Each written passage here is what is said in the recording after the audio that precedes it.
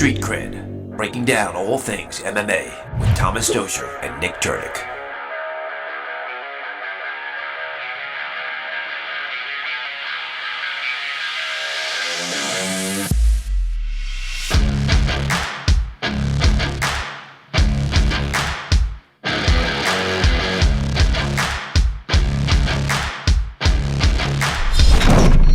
Street Cred.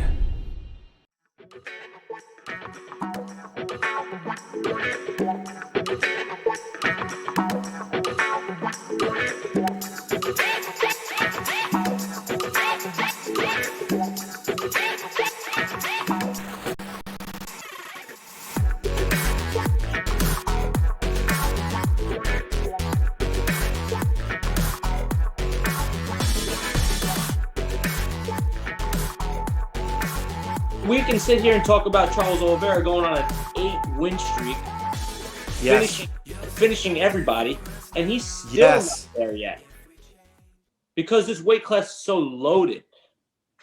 I know.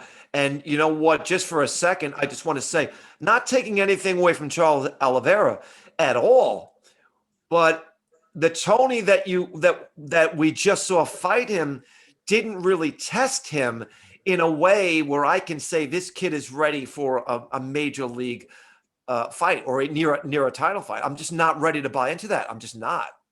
No, There's too many guys here right now. Yeah, I know where you're coming from, and it's and it's true. It's like we almost, if you think about it, you're the guy that's got to fight Charles Oliveira next.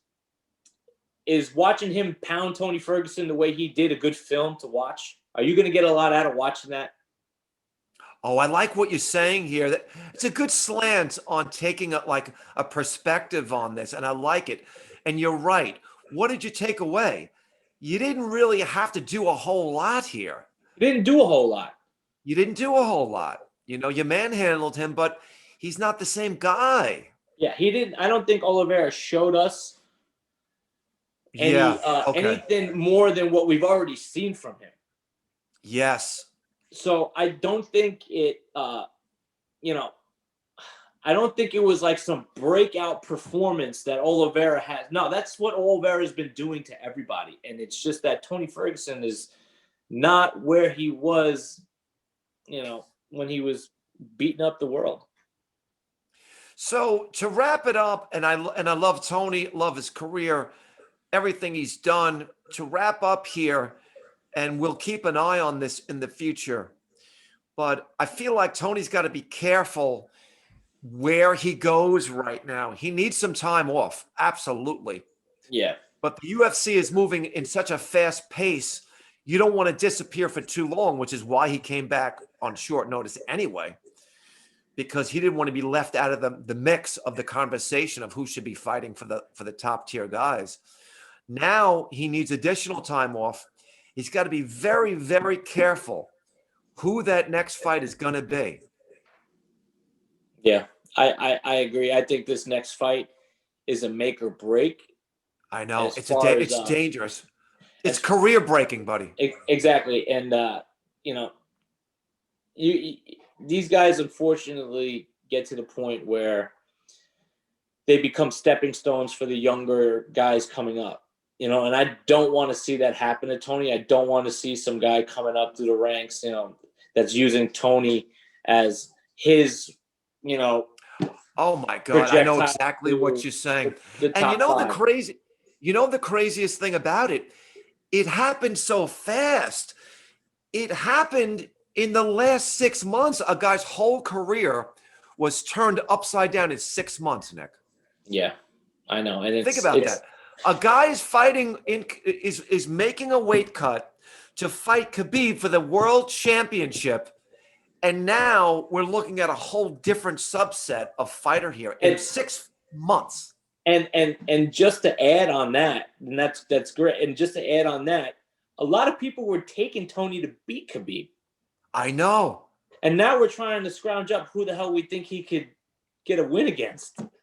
Well, not so much who could he beat, but who would he fight that keeps him in the top tier guys and he's not taking a chance on getting beat. Yeah, no, I know what you're saying. This is like it's almost like you're on the fence here. It's like, look, this could be a career-ending fight. This next fight here, buddy. Yeah. It's 3 in a row, and not a great performance on the last outing with Charles. And it's like I'm afraid. It's like we're gonna have to keep an eye on it. He needs some time off, but the next fight, I feel like who you fight is very, very important here. Who do you It's think? got to be I don't want him to fight RDA. I think RDA right now is on a resurgence. What I just saw, the resurgence of RDA is he's like saying, "I'm back." I know. So I think that might be a little too much. I think RDA beats easily. Maybe we don't say easily, but handily beats Charles Oliveira. I'd like to see that. I think RDA would give. I think RDA would give any of those guys a hard time. Right. Any of them. And people forget, RDA was the champ at 155. I don't forget that. People forget, not you.